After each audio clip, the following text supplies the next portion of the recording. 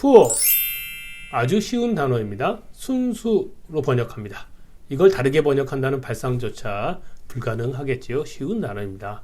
순수란 다른 것에 섞임이 전혀 없다는 의미입니다. 영어에서나 우리말에서나 차이가 없습니다. 번역어에 대한 논쟁도 없습니다. 아주 깔끔한 번역어입니다. 그런데 이 단어는 번역이 문제가 아니라 그 뜻을 명확히 이해하는 것이 중요합니다. 도대체 무슨 순수인데 이것을 오늘 알아보도록 하겠습니다. 자, 질문. 철학 용어로 순수는 무슨 의미일까요? 네, 경험이 섞이지 않은 이라는 의미입니다. 경험은 누가 하는 겁니까? 네, 경험은 인간의 활동입니다. 결국 경험이 섞이지 않은, 그래서 순수한 이라는 의미는 인간의 존재와 무관한 이라는 의미가 되겠지요. 이해되시겠지요? 철학은 이렇게 당연한 얘기를 합니다. 이런 의미로 이 세상에서 순수한 것이 얼마나 많을까요? 한번 생각해 보십시오.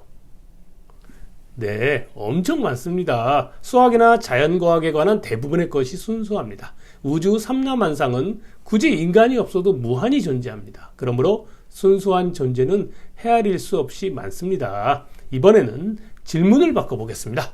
인간 머릿속에서 순수한 것은 얼마나 많을까요? 매우 적습니다. 임마누엘 칸트에 따르면 머릿속에는 순수 직관과 순수 개념이 있다는 것이며 순수 이성 비판에서 각각 2개 그리고 12개를 제시합니다. 칸트에게 철학은 인간 바깥에서 무한대로 많은 우주 삼라만성의 순수함을 다루는 게 아니라 인간 머릿속에 있는 이런 고작 14개에 불과한 순수한 것을 탐구하는 작업이었습니다. 어째서 철학은 인간 머릿속 안에 있는 순수를 탐구하는 걸까요?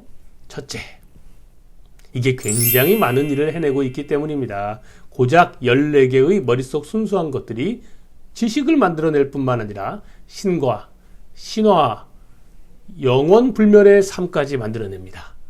둘째, 경험을 가능하게 하고 또 유능하게 만들기 위함입니다. 이것은 나중에 개념이라는 단어를 설명하면서 다시 소개합니다. 셋째, 당신과 나는, 여러분과 저는 생각이 다릅니다. 생각이 다른 존재입니다.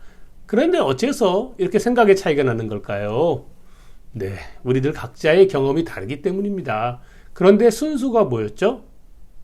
경험이 섞이지 않은 것을 뜻했습니다. 경험을 빼내버리면 당신과 나는, 여러분과 저는 다르지 않게 됩니다. 즉, 인간 머릿속에서 순수한 것을 탐구하는 것은 결국 인류를 탐구하는 것이 됩니다.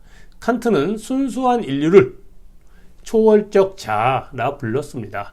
그런데 그 14개의 순수한 것이 무엇이냐 하면은요, 잠깐 설명합니다. 인간의 머리는 인간 바깥에서 혹은 인간 안쪽에서 감각을 통해 데이터를 받아들입니다.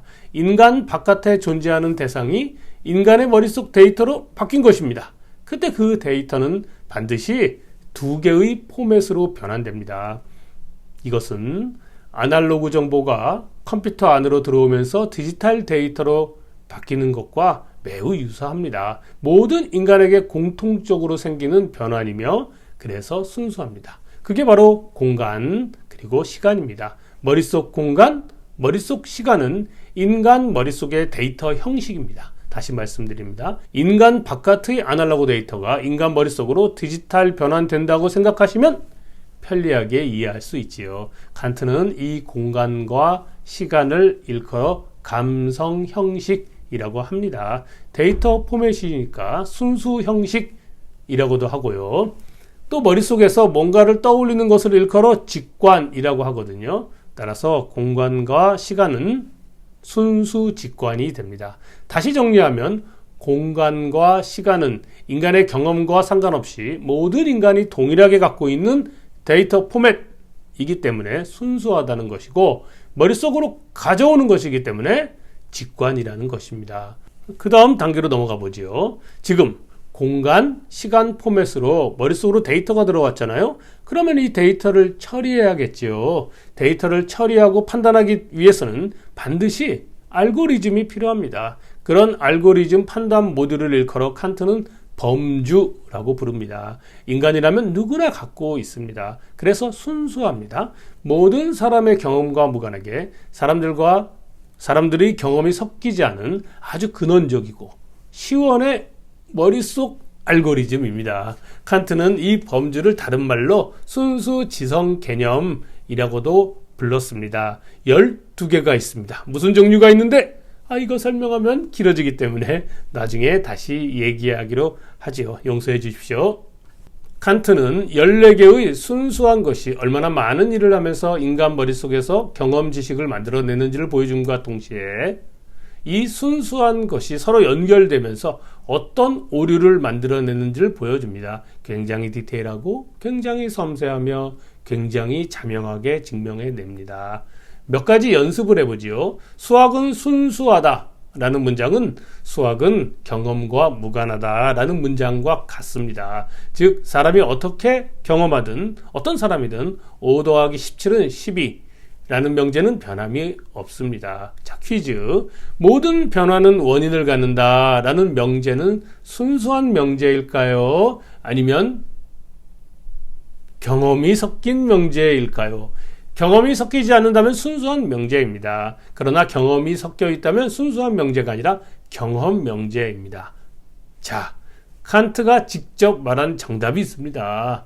이 명제 모든 변화는 원인을 갖는다는 순수한 것이 아닙니다. 왜냐하면 변화는 오직 경험을 통해서만 얻을 수 있는 개념이기 때문입니다. 순수 이성, 이 말은 경험과 무관하게 인류가 갖고 있는 이성을 뜻합니다. 다시 말하면 경험적인 원리를 탐색하는 경험적 이성이 아니라 경험과 무관한 직관과 경험과 무관한 개념으로 원리를 생각하는 이성을 뜻합니다. 그런데 헷갈리시면 안 됩니다. 조심하세요. 우리 인간의 지적 활동을 할 때 등장하는 이성은 순수 이성이 아닙니다. 대부분 경험적 이성임을 유념해야 합니다. 경험적 이성이 굉장히 많은 일을 하기 때문입니다. 푸어는 순수입니다. 경험이 섞이지 않은 의 의미입니다.